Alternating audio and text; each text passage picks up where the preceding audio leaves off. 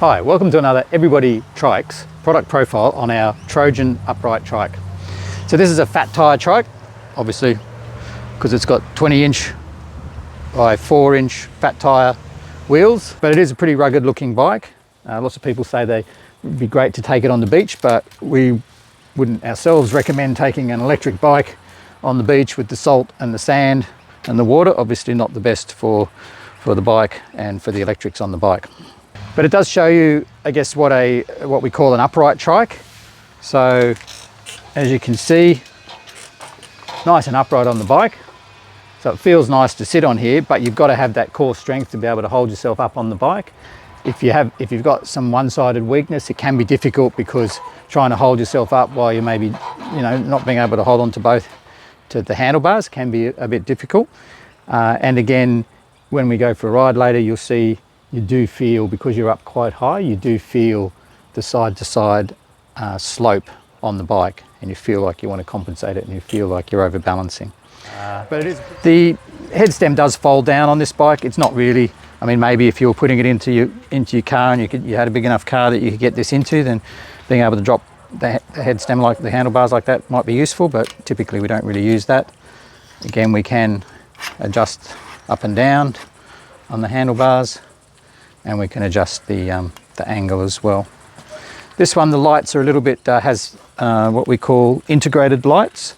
So the lights are actually wired into the battery, and to turn the lights on, to turn the display on, and then to turn the lights on, you hold the light indicator button, and you'll see that a little light indicator comes up there, and then you'll see that the lights are on here as well.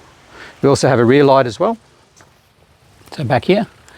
So when I turn the light off by pushing the light button again, because I've got the brakes on, you'll see also that because we have electrical cutout switches in the brake levers, with these integrated bikes, the rear light comes on when we operate the brake lever. So this one has the battery down the back of the seat post here. You can lift this up. Sometimes you just have to undo this clip just to give you a bit more space. This is some of the bikes, the keys come out and they're only used to lock the battery into the bike. Other batteries like this one, you actually need the key in the bike to turn the bike on as well. So in this case, you can't just remove the key completely. So I've just got to unlock the bike. Just remember where I am. So unlocked. Sometimes the batteries get a bit stiff, so the battery just slides out like that. Charging port is under this little cover. Different bikes, different batteries have different types of chargers, so they're not all, you can't just use one charger on any bike. And again, it just slides down that rail. So with this bike, when you, let's say you're parking somewhere and you're just going for a coffee or something, you would want to put the key in the middle position. There's an on position, an off position, and then there's an unlock. So in the off position, you can remove the key, but the battery is still locked into the bike. So you want to do that with this sort of a bike battery when you go and have a coffee or leave the bike. Don't leave the key in it, because obviously someone can then undo it and take the battery away. We have seen an example where somebody they didn't have the key, and they actually ripped the top of this battery off to try and get the battery out, and that can be very dangerous because once you expose the insides of the battery, then all sorts of things can happen. Something a bit different about this bike to, I guess, some of the other trikes you see around is it's got a mid-drive motor in it here. It's a bit of a different feel of a motor. It is what we call a torque-based motor, and this will respond to the amount of pressure or force that you put on the pedals. So much easier with this type of a bike, with this type of a motor, to coordinate and match what you're doing with your legs with what the bike's doing, because it has the mechanical gears again, the 7 mechanical gears.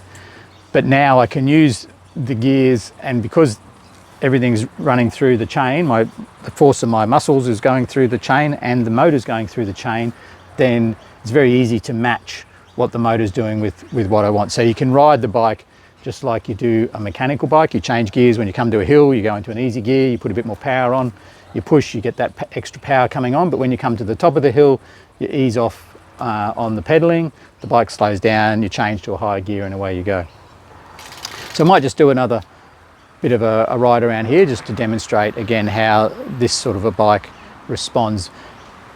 Torque-based motors are very good if you want to negotiate, let's say you were going on the rail trail or somewhere that had a lot of potholes or gravelly sort of area where you need the power, but you need it when you're going slow. With a cadence-based motor, you only get that power when you're in a higher power level and the bike wants to go faster. With this sort of a bike, I can get the power when I need it, but then if I don't want the power, I can ease off, and it's very easy to control that power. So much better for negotiating on difficult terrain. You still have your 5 power levels up here, right down to 0 power level. The only difference here now is when I'm in power level 1, if I push hard, I'll get, let's say, up to 20% of the maximum of power available when I push hard, and then if I ease off, the power will come down. If I'm in level 2 and I push hard, the same amount of pushing, I might get 40% of the available power, and again as I ease off, I get less power. So still same sort of concept with the power level, but with a bike like this, you can actually leave it in power level 5 and ride around, and it's only when you push that you get the power. So if I sort of give an example here, and the power comes on much quicker than it does with a cadence base. So if I push here, I'm pushing, there, and you can see the power kicked in. So it only took me about, I don't know, maybe less than a quarter of a revolution for the power to kick in. So push, and now the power's on. So it comes on quite quickly, so it's quite responsive in the way that the power comes on with the bike. And again, because it's easing off when you, when I reduce my power level. We don't really do a lot of customization to this type of bike. We can change the seats, the saddles.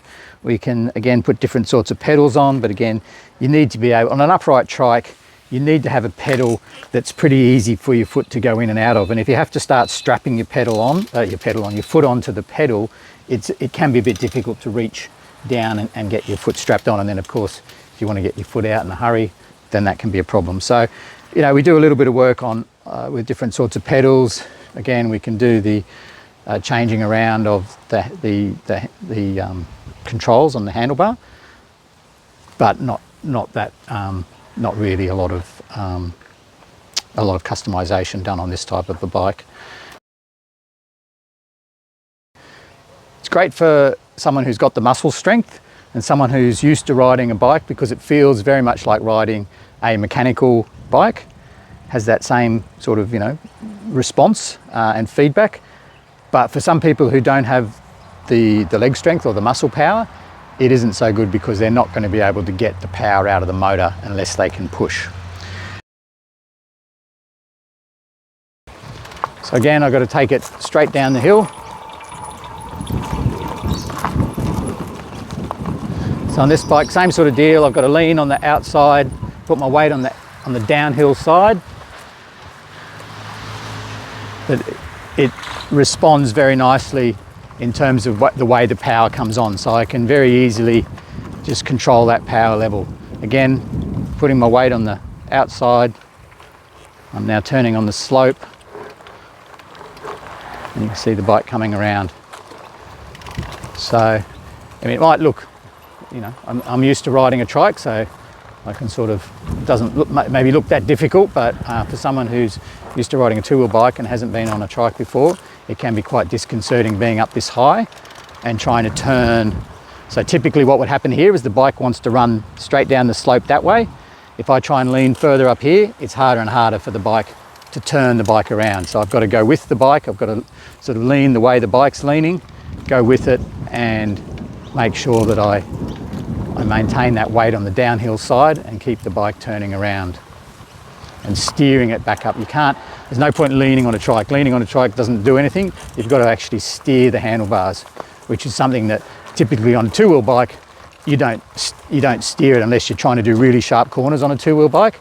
On a two-wheel bike, you normally just lean to turn, where here I've actually got to steer the bike around the corner.